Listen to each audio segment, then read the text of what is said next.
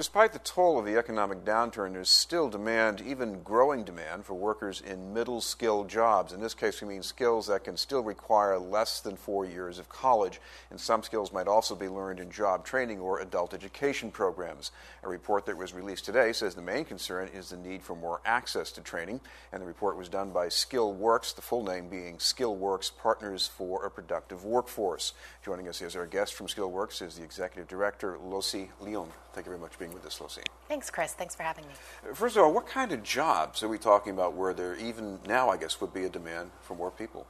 We're really talking about jobs in a wide range of industries, everything from biotech to computer support specialist, healthcare technician positions like radiologic technicians, licensed practical nurses, for example, computer support specialists, and jobs in the new green economy as well.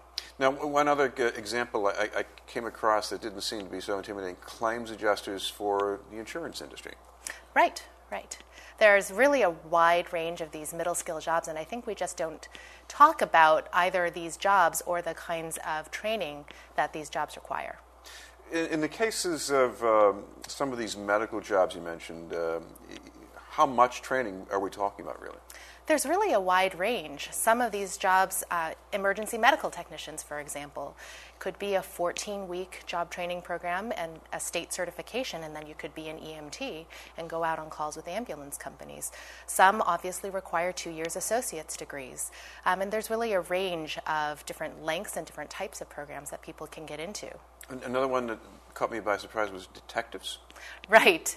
I can't pretend to be an expert on how you become a detective, but I think, one way to do that might be to take a criminal justice course at a local community college, for example. What about the amount of access to training for these jobs? Because, yes, to a certain extent, we should all take care of ourselves with our own money, but there comes a point when maybe the market needs more than that.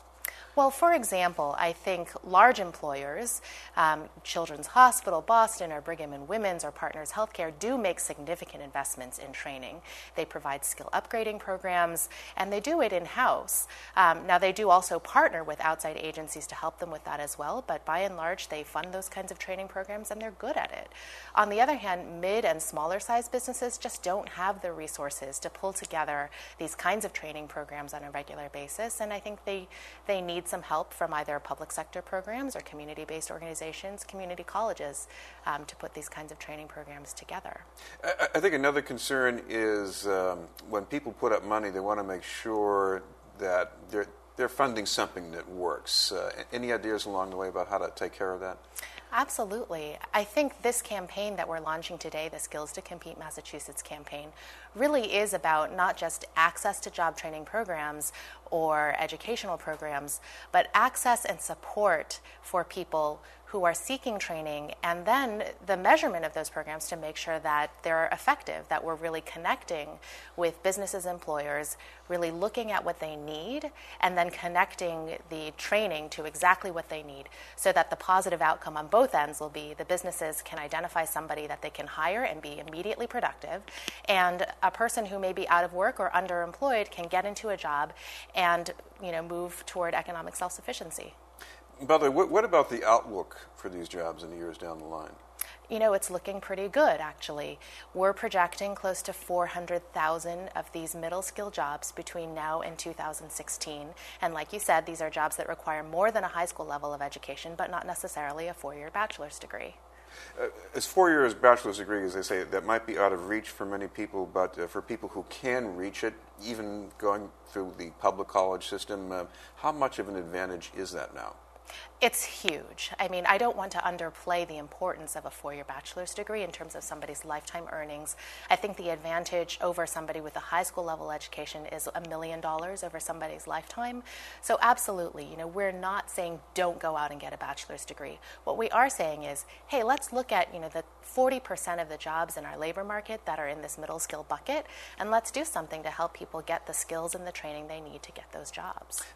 Another kind of a middle area that's intriguing here is that on the one hand you have the young folks who go to a prestigious college around Right. Boston and they graduate with a bachelor's degree when they're Right. 22 years old, and there are other folks who go someplace that's less prestigious and it might take them 7 years to graduate. What about people like that?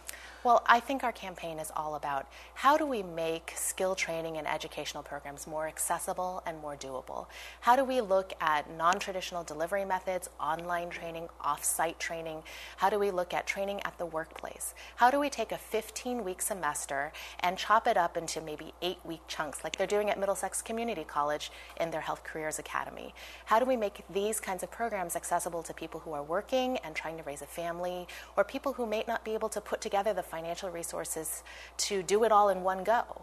I mean, I think the reality of who's attending college today, there's actually more, quote, non-traditional students enrolled in our colleges than there are traditional right out of high school, 18 to 22-year-olds. That's the reality of who's getting trained, and I think we need to look at our system to make sure that we're not doing a disservice to people who are trying to do training and complete that training and get a credential. How do you get the money for all this training and all this public access to education? Well, I think many of the resources are already in our system. So there is funding for community colleges. I think what we're calling for is increased support.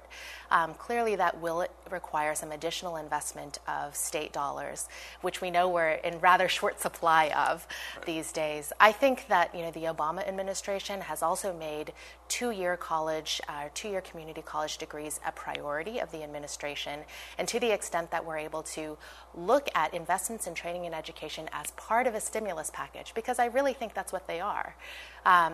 I think that will be one way that we could try to fund some of these programs.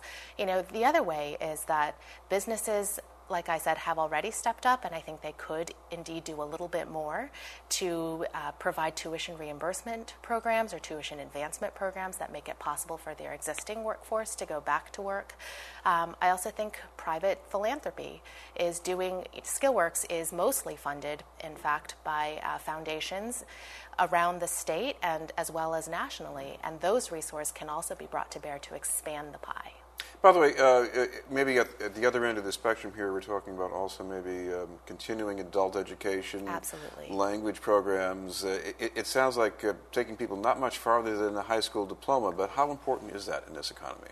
I think that, any kind of education in this economy is really important. However, what we need to do is look at, are our adult basic education programs, our GED programs, actually preparing students to take the next step? So if somebody is enrolled in an adult basic education program and trying to get their GED, are they also learning skills that will help them be successful in college? College study skills, for example, or how to even navigate a college system, write a college level paper and do research. Because if we're not putting those skills into our adult basic education program, again, I feel like we're doing people a disservice, because the next step is really where you're going to get the significant bump up in earnings. If you don't have this kind of support from whether it's the public sector or foundation sources, can the economy function without that? Would there be somebody else who would take these jobs anyhow?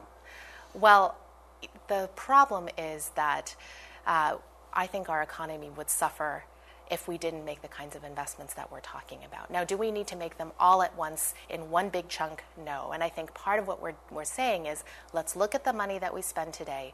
Let's look at how do we spend it most effectively. Let's look at linking the different systems and making sure they work together. So let's make sure the community colleges are talking to the workforce folks or the job training folks. And let's make those connections happen where maybe they're not being connected now. Thank you very much for being with us. Thank you. From SkillWorks, Loh-Sze Leung. We'll have more news in just a moment.